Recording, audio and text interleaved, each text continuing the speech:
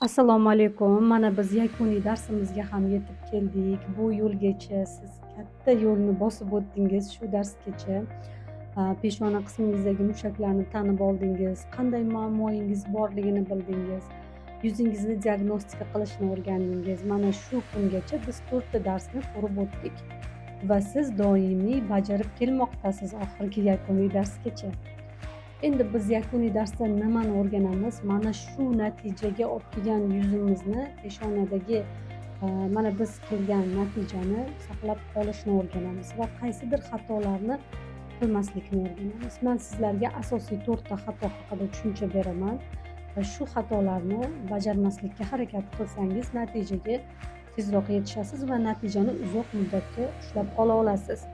Demak, birinchi xatoyimiz nimadan iborat bo'ladi? Doimiy peshonangizni qimirlatib mimika ko'p qilmasligingiz kerak. Mana shu narsani nazoratga olsangiz yaxshi bo'lar edi.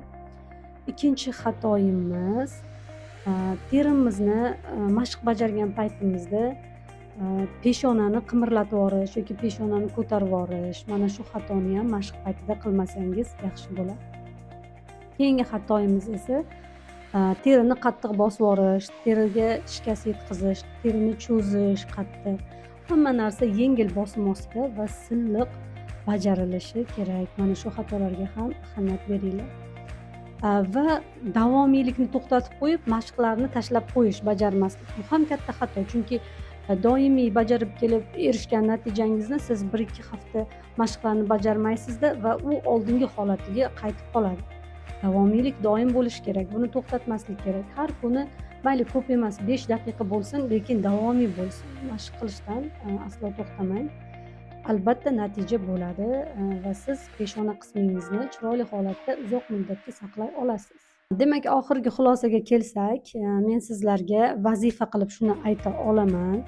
Demak, mashqlarni doimiy bajarib yuring. Kuniga 2 mahal ertalab va kechqurun 5 daqiqagina vaqtingizni ajratsangiz bo'lgani. Mana shu o'rgatgan 4 ta mashqimni davomiylikda bajarib yuring doimo. Va stress paytida ha deganda qoshingizni chimirmang. Ekranga qaraganda qoshlaringiz ko'tarilib ketmayaptimi? Shu narsalarni nazoratga oling. Mana shu qoidalarni ushlab qolasiz degan umiddaman. Demak, hammangizni tabriklayman. Siz kursni tugatdingiz va siz ancha muncha bilimlarga ega bo'ldingiz. Peshona qismini yosh ushlab qolish haqida juda ko'p ma'lumotlarga ega bo'ldingiz. Asosiysi davomiylik. Davomiylik bilan siz natijani ushlab qolasiz. Agar kurs sizga foydali bo'lgan bo'lsa, do'stlaringizga va tanishlaringizga ulashsangiz mamnun bo'lar edim. Rahmat sizlarga, e'tiborlaringiz uchun kattakon rahmat. Ko'rishguncha.